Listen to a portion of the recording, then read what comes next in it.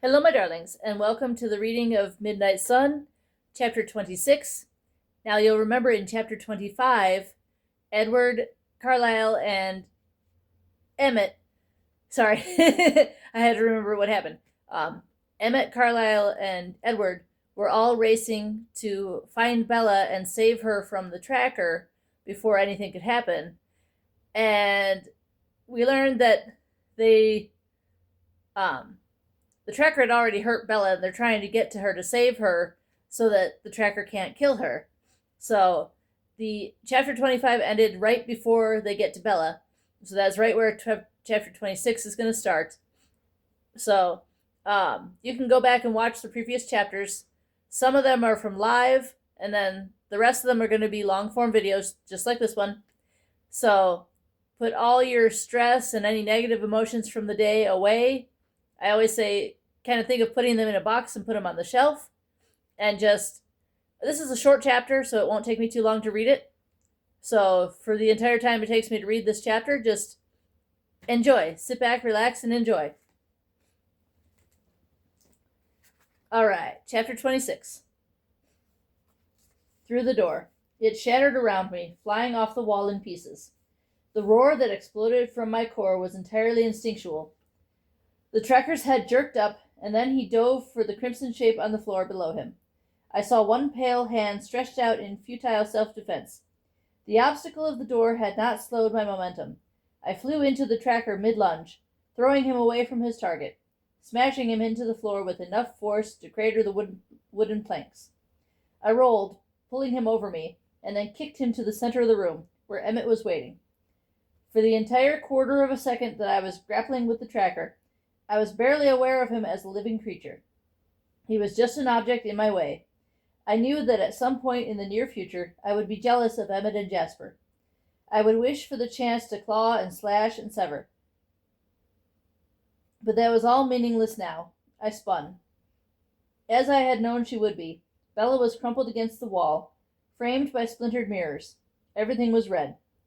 All the terror and pain I'd been subduing since I'd first heard Alice's dread in the airport crashed into me in an unstoppable tidal wave.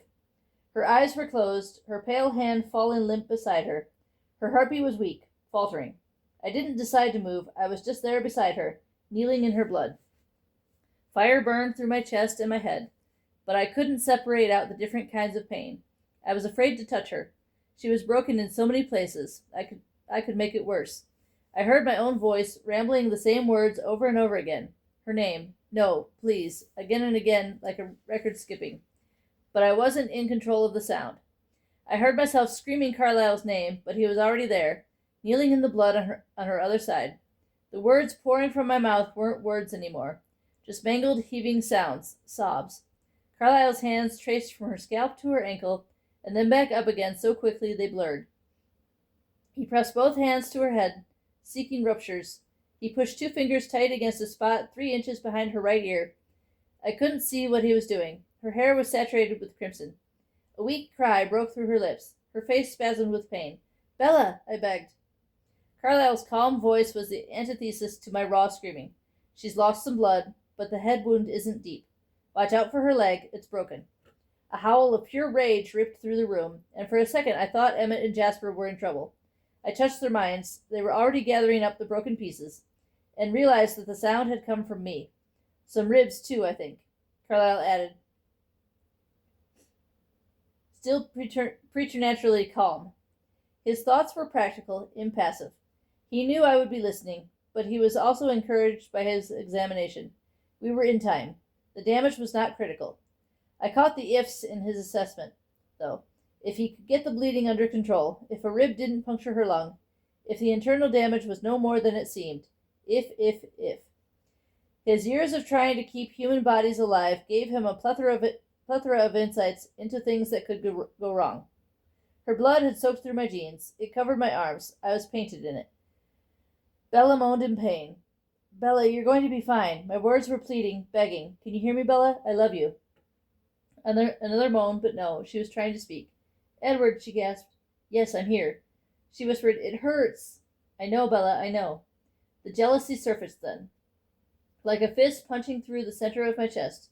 I wanted so badly to break the tracker, to rip him into long, slow strips. So much pain and so much blood, and I'd never be able to make him answer for it. It wasn't enough that he was dying, that he would burn. It would never be enough. Can't you do anything? I snarled at Carlyle. My bag, please, he called coolly to Alice. Alice made a tiny choking sound. I couldn't force my eyes away from Bella's bruised, blood-spattered face. Under the gore, her skin was paler than I'd ever seen it. Her eyelids didn't so much as flutter. But I reached out to Alice's mind and saw the complication. I'd yet to truly register the lake of blood I was kneeling in. I knew, somewhere inside, my body was probably reacting to it.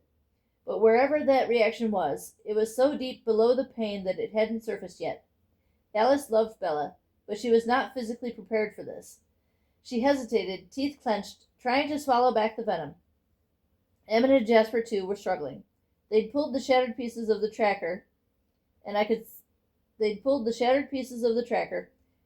only vehemently hope that those pieces were still somehow able to process pain. Out of the room. Emmett was watching Jasper closely for a break. Emmett himself was in admirable control. His concern for Bella was deeper than his usual carefree frame of mind allowed for. Hold your breath, Alice, Carlyle said. It will help. She nodded and stopped breathing as she darted forward and then back, leaving Carlyle's satchel next to his leg. She'd moved so carefully that she didn't even get blood on her shoes. She retreated to the destroyed emergency exit, gasping for fresh air. Through the open door drifted the faint sounds of sirens, looking for the car that had raced so recklessly through the city streets. I doubted they would find the stolen car parked in the shade on a quiet side street, but I didn't really care if they did. Alice, Bella gasped. She's here, I babbled the words. She knew where to find you. Bella whimpered. My hand hurts. I was surprised by her specificity. There was so much damage. I know, Bella. Carlyle will give you something. It will stop. Carlyle was suturing the tears in her scalp so quickly his movements were blurring again. No bleed could escape his eyes. He was able to repair the larger vessels with tiny stitches that another surgeon would not be able to duplicate under perfect conditions, even with mechanical assistance. I wished he would take a break and get some painkillers into her system, but I could hear under his controlled calm that there was more damage to her head than he liked. She'd lost so much blood. With a sudden jolt, Bella twitched half upright. Carlyle caught her head in his left hand to steady it in his iron grip. Her eyes flew open, the whites blood red with broken vessels, and she shrieked with more strength than I would have guessed she had left. My hand is burning! Bella, I cried. Idiotically, for an instant, I could think only of the fire raging through my own body. Was I hurting her? Her eyes fluttered, blinded by blood and blood-soaked hair. The fire, she screamed, her back arching despite a groaning in her ribs. Someone stop the fire! The sound of her agony stupefied me. I knew that I understood the truth of what she was saying, but panic scrambled all the meanings in my head. It felt like someone else was forcing my head to turn away from her face, forcing my eyes to focus on the crimson-stippled hand she was thrusting away from herself, the fingers seizing, twisting to the torture. Sorry, guys. A short, shallow slice was torn through the skin across the heel of her hand. It was nothing to her other injuries. Already the blood was slowing. I knew what I was seeing, but I couldn't form the right words. All I could gasp out was, Carlyle, her hand. He glanced up unwillingly from his work, his fingers pausing for the first time, and then the shock hit him too. His voice was hollow. He bit her. There were the words, he bit her. The tracker had bitten Bella. The fire was venom. In slow motion, I saw it replay in my memory. I ripped through the door. The tracker lunged. Bella's hand shot out in front of her. I slammed into him, forcing him away, but his teeth were exposed, his neck extended. I'd been a millisecond too slow. Carlyle's hands were still motionless. Fix her, I wanted to scream at him. But I knew as he did that his efforts were worthless now. Everything broken inside her would knit together on its own.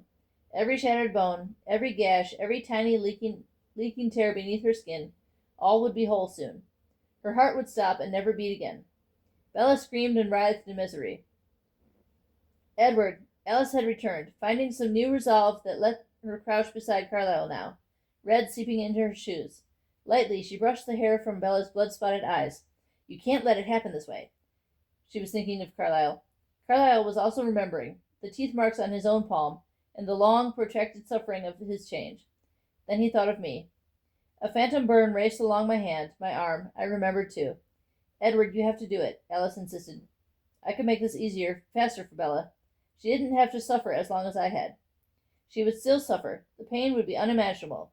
The fire would torture her for days, just not as many days. And at the end of it, no, I howled. But I knew my protest was useless. Alice's vision was so strong now it seemed inevitable, like history, not future.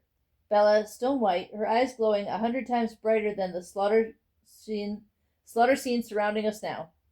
My own memory intruded, shoving another image into juxtaposition with Alice's vision.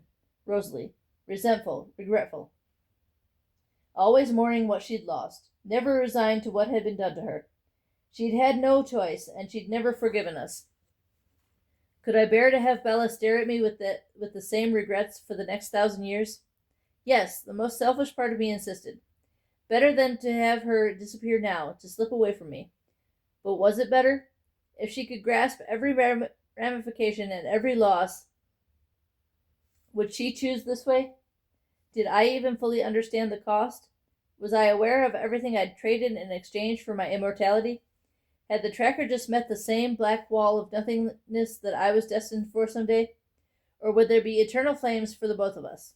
Alice, Bella groaned, her eyes sliding closed. Was she recognizing Alice's return, or was she just giving up on my help? I was doing nothing but falling apart. Bella started screaming again, a long, unbroken wail of agony. Edward! Alice shouted at me. Her impatience with my hesitation was reaching a frenzy, but she didn't trust herself enough to act. Alice saw that I was drowning. She saw my future spinning out into 1,000 different kinds of despair. On the outer edges, she even saw me doing the one unimaginable thing I hadn't yet consciously considered. The thing I was sure I was too weak for. Until I saw it in her mind, I didn't realize that version even existed inside my head. Now I could see it. Killing Bella. Was it the right thing? To stop her pain? To give her, in her total and perfect innocence, a chance at a different destiny than the inevitable one I knew I was facing? A different kind of afterlife than the cold, bloodthirsty one she was burning toward now? The pain was too much, and I couldn't trust my thoughts, spinning out of control because Bella was screaming. I turned my eyes and mind to Carlyle, hoping for some assurance, some absolution, but I met something entirely different. In his mind, a coiled desert viper, sand-colored scales sliding across each other with a dry, rasping sound. The image was so unexpected that I froze again with shock. There may be a chance, Carlyle said. There was just a glimmer of hope in his head. He saw what Bella's suffering was doing to me now. He, too, feared what forcing her into this life would do to both her and me in the future. And yet, the sliver of hope. What, I begged him, what was the chance? Carlyle started stitching her scalp again. He had enough faith in this idea that he thought it might be necessary to finish repairing her wounds. See if you can suck the venom back out, he said, calm again. The wound is fairly clean. Every muscle in my body locked down. Will that work? Alice demanded. She looked ahead to answer her own question. Nothing was clear. No decision had been made. My decision was not made. Carlyle didn't look up from his work. I don't know, but we have to hurry. I knew how the venom would spread. She'd felt the first burn just a moment ago. It would climb slowly up her wrist, into her arm, then faster and faster. There was no time for this. But, I wanted to scream, but I'm a vampire. I would taste the blood and I would frenzy, especially her blood. Only the burning she was feeling now was stronger than the flames in my throat, my chest. If I gave in even a tiny bit to that need. Carlyle, My voice faltered in shame. Did he even realize what he was suggesting? I don't know if I can do that. Carlyle's fingers moved the sutured needle so quickly it was all but invisible. He'd moved to the back of her head, on the left now. There were so many wounds. His voice was even but heavy. It's your decision, Edward, either way. Life or death, or half-life, my decision. But was life even in my power? I'd never been that strong. I can't help you, he apologized. I have to get this bleeding stopped here if you're going to be taking blood from her hand. Bella thrashed as a new wave of pain rocked her, jerking her twisted leg. Edward! She screamed. Her blood-filled eyes snapped open, and this time they focused sharply, boring into my own, imploring, beseeching. Bella was burning. Alice, Carlyle snapped. Get me something to brace her leg. Alice darted out of my peripheral vision, and I could hear her ripping boards up from the floor and stamping them into usable sizes. Edward, Carlyle's voice had lost its control. Pain bled through. Pain for me, pain for Bella. You must do it now, or it will be too late. Bella's eyes begged, desperate for relief. Bella was burning, and I was exactly the wrong person to save her. Absolutely and literally the worst person in the entire universe for this task. But I was the one here to do it. Only one here to do it. You have to do this, I ordered myself. There is no other way. You cannot fail. I grasped her twisting hand, smoothing her clenched fingers and holding them still. I stopped breathing and bent to press my mouth to her hand. The skin on the edges of the wound was already cooler than the rest of her hand, changing, hardening. I sealed my lips around the small gash, closed my eyes, and then began. It was only a trickle of blood. The venom had already begun healing the wound. Just a few drops to start with. Barely enough to wet my tongue. It hit me like an explosion. A bomb detonating inside my body and mind. The first time I'd caught Bella's scent. I thought I'd be undone. That was a paper cut. This was decapitation. My brain was severed from my body. But it wasn't pain. Bella's blood was the opposite of pain. It erased every burn I'd ever suffered. And it was so much more than just the absence of pain. It was satisfaction. It was bliss. I felt suffused with a strange kind of joy. A joy of the body alone. I was healed and alive, every nerve ending thrumming with contentment. As I pulled from the wound, it reversed the effects of the venom. The blood started to flow steadily, coating my tongue, my throat. The sharp, icy taste of the venom was a weak counterpoint. It did nothing to interfere with the power of her blood. Rapture, elation. My body knew well that there was more to be had, close at hand. More, my body hummed, more. But my body couldn't move. I'd forced it motionless, and I kept it so. I could hardly think to know why, but I refused to release my hold. I had to think. I had to stop feeling and think. There was something outside the bliss. Pain. There was pain that the pleasure couldn't reach. Pain that was both outside and inside my mind. The pain was high-pitched and dissonant. It swelled into a crescendo. Bella was screaming. I reached out mentally for something to hold on to and found a life ring waiting. Yes, Edward, you can do this. See, you are going to save her. Alice showed me 1,000 glimpses of the future.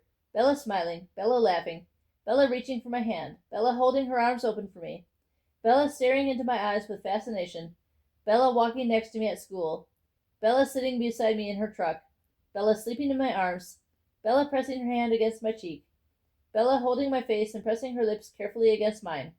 1,000 different scenes with Bella, healthy and whole, alive and happy, and with me. The bliss, the physical joy dimmed. The taste of venom was strong. It was still too soon. I will show you when, Alice promised. But I felt myself careening past the place where I could stop. I was losing myself. I was going to kill her. My body thrilling with joy the entire time. Bella's screaming quieted, loosening my connection to the pain I needed to feel. She whimpered a few times, then sighed. I was going to kill her. Edward, she whispered. He's right here, Bella, Alice soothed. Right here, killing you. I was barely aware of anything else. Sound faded, the light seemed dim behind my lids. There was nothing else really, just the blood. Even Alice's thoughts, nearly screaming at me, felt muted and far away. It's time, Alice told me. Now, Edward. Through my near-total absorption, I could taste that. The icy sting was gone. A new chemical flavor took its place, however, and some piece of me realized that Carlyle had been working fast. Stop, Edward, now! But Alice could see I was lost. I could hear her wondering frantically if she could pull me off Bella, or if that fight would just injure Bella more. Stay, Edward, Bella sighed, peaceful now. Stay with me. Her quiet voice slid into my head, somehow stronger than Alice's panic, louder than all the chaos inside and around me. The sound of her confidence was a key turning. It seemed to reconnect my brain to my body. It made me whole again. And I simply let her hand fall away from my lips. I raised my head and looked at her face, still spattered with blood, still ashy, eyes closed, but calm now. Her pain was eased. I will, I promised her through blood-stained lips. Her mouth twitched into a frail smile. Is it all out? Carlyle asked. He worried he'd been too quick with the painkiller, that it might be covering the venom burn. But Alice had seen it would be fine. Her blood tastes clean. The sound of my voice was rough, grating. I can taste the morphine.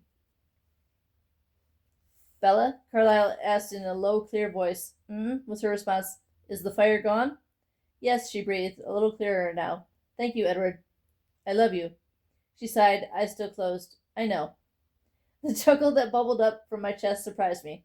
I had her blood on my tongue. It was probably tinting the edges of my irises red, even now.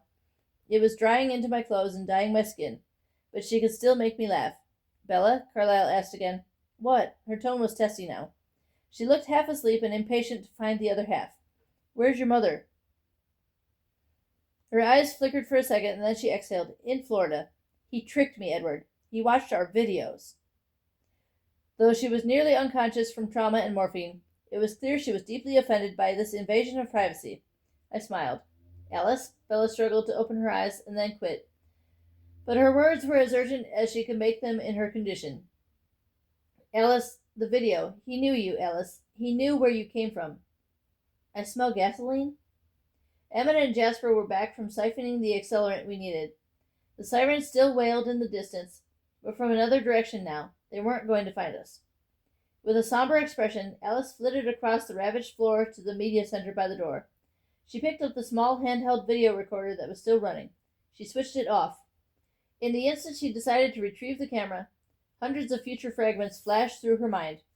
Images of this room, of Bella, of the tracker, of the blood. It was everything she would see when she played back the recording. Too fast and disordered for either of us to absorb much. Her eyes flashed to mine. We'll deal with this later. We have 100 things to do now to make sense of this nightmare. I could tell she was purposely directing her thoughts away from the camera as she ran through the rather involved chores we must now accomplish.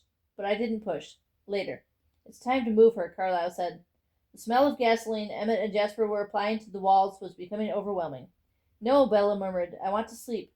You can sleep, sweetheart, I crooned in her ear. I'll carry you. Her leg was wrapped tightly inside Alice's floorboard splint, and Carlyle had found time to tape her ribs.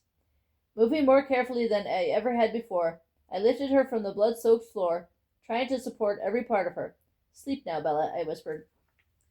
All right. I told you that was a short chapter. Where's my... There it is.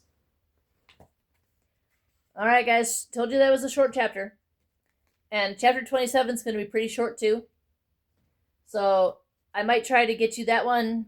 This will probably be coming out on a Saturday. I'll try to get you the next one. I don't know when. All right. I love you all. Stay safe, stay healthy, be kind.